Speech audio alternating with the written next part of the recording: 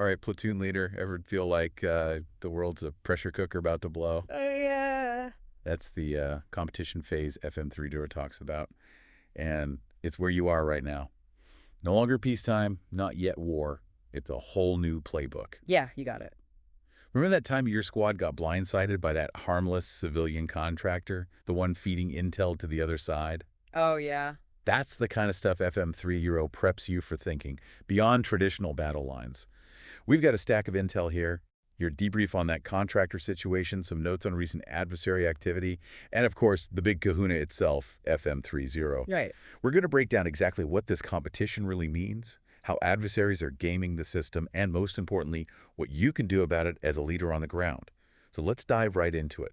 What exactly are we talking about when we say competition below armed conflict? It sounds like a staff meeting, not a battlefield. Yeah, you're right. It does. Kind of bureaucratic sounding, isn't it? But FM30 uses that term to describe really the reality of how nations are going head to head these days. Hmm. It's that space where interests clash, but you're not exchanging fire. Not yet, at least.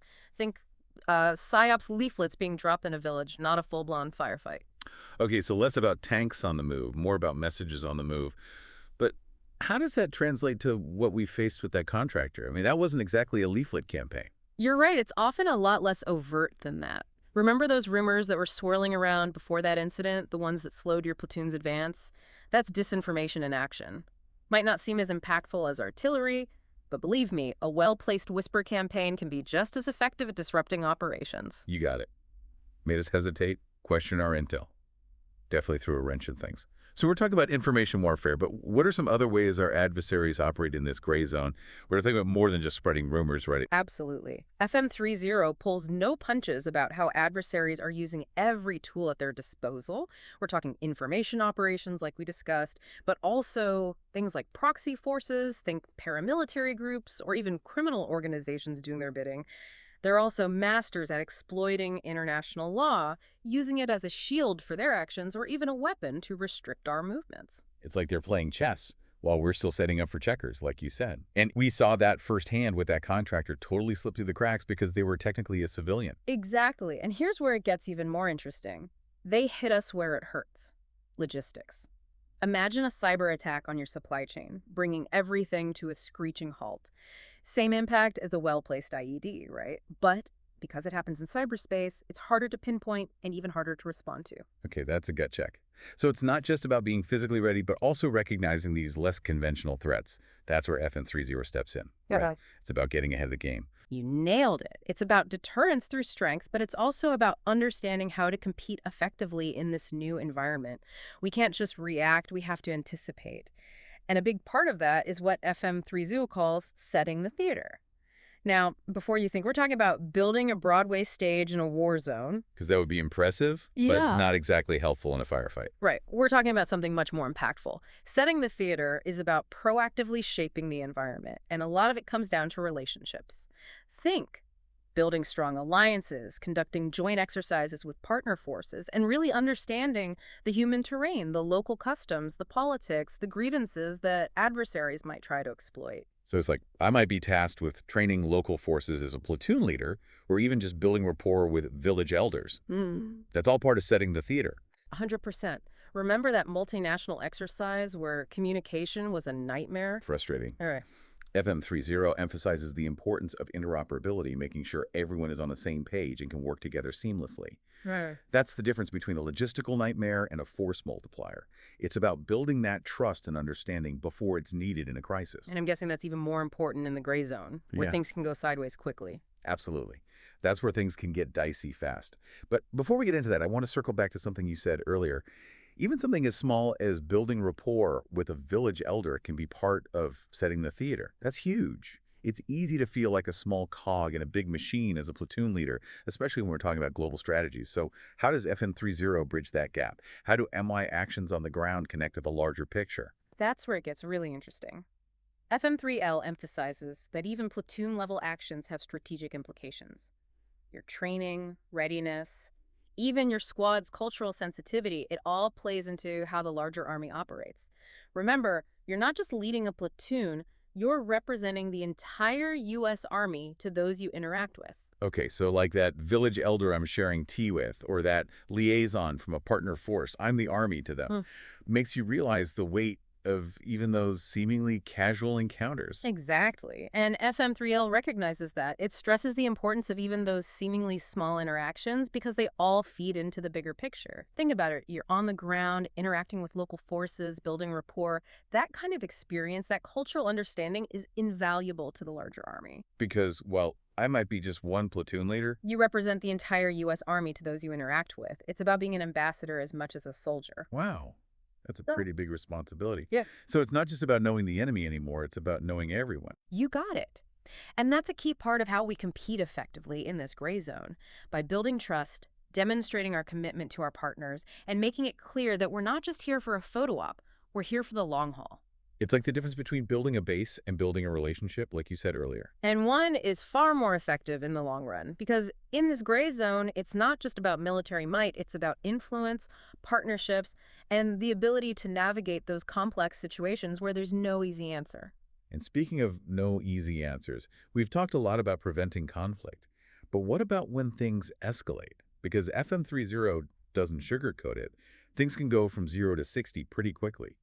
What happens when a contractor isn't just feeding intel, but actively directing attacks? That's the reality we have to be prepared for. And FM30 stresses the importance of being prepared for a range of contingencies, not just combat scenarios. We're talking non-combatant evacuation operations, force protection, all those situations where you don't have time to consult the manual. You rely on your training, your instincts. And your understanding of the operational environment, which is why all that preparation, all that relationship building is so crucial. Because it gives us a head start when things go south. It gives us options. And it might just be the difference between containing a crisis and having it blow up in our faces. So we're back to shaping the environment rather than being shaped by it. Exactly. But that doesn't mean it's all sunshine and rainbows, even with FM30 as our guide.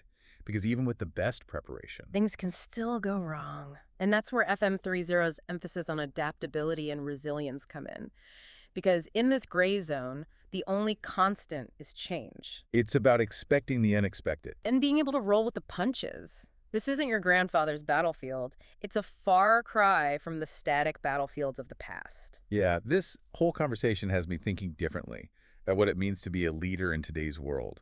It's about being a diplomat, a strategist, a cultural liaison, All while being a soldier, first and foremost, and being ready to transition from peacetime to conflict. at a moment's notice. And that, I think, is the essence of FM30.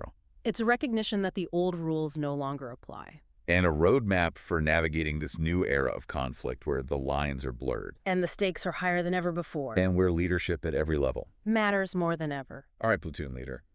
Let's pause here for a moment to let all that sink in. We've covered a lot of ground, from the changing nature of conflict to the importance of preparation and adaptability, but we're not done yet. Okay, platoon leader, we're back.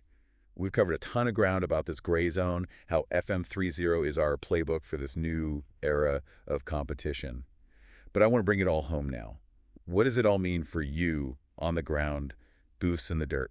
It means understanding that leadership now is about way more than just issuing orders. It's about being a student of your AO. And I don't just mean the map on your tablet. You've got to understand the culture, the local politics, the human terrain. FM30 calls this human advantage, and it's a game changer. Okay, so we've said it a few times, but really drive it home. How does a platoon leader actually USE this whole human advantage thing? Think back to that contractor situation. What if you'd had a stronger relationship with the village elders? What if your squad had picked up on those subtle cultural cues that something wasn't right? That's human advantage in action. It's about leveraging those relationships, that deep understanding of the environment, to anticipate threats and get ahead of the curve. So I'm not just leading a platoon. I'm representing the U.S. Army to everyone I encounter. Like we talked about earlier, that village elder I'm sharing tea with, or that liaison from a partner force who's skeptical of outsiders. I'm the army to them. And how I handle myself? Has a ripple effect. Exactly. Huge. And those interactions, they need to be informed by real understanding. Remember, FM30 emphasizes that adversaries exploit information gaps. You know your platoon's strengths and weaknesses, right? Right. But do you know your partner forces as well? That kind of knowledge, that's a force multiplier, especially in the gray zone. It's about being more than just a fighter. It's about being a diplomat, a cultural expert. Yeah. all while still being ready to fight if we have to. You've got it. It's a different kind of mindset. So what are some practical things a platoon leader can do to put all of this into practice? We're talking boots on the ground, not just big picture strategy. Absolutely. First and foremost, be that constant learner FM3 Lalo talks about. Don't just focus on weapons qual and battle drills.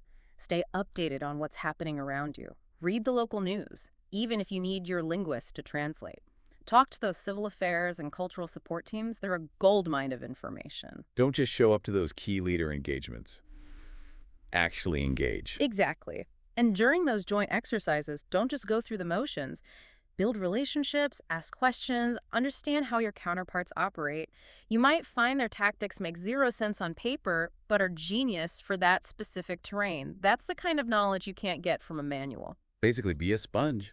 Soak up everything you can. Because that knowledge, it helps you make better decisions, build those critical partnerships, and be a more effective leader in this complex environment. So much of what we do in the military is about following orders. Mm. But it sounds like FM30 is telling us to also be prepared to Yeah. think for 100%. ourselves. You absolutely have to be able to think critically and adapt to changing situations. Remember, even seemingly small actions at the platoon level can have a significant impact on the bigger picture.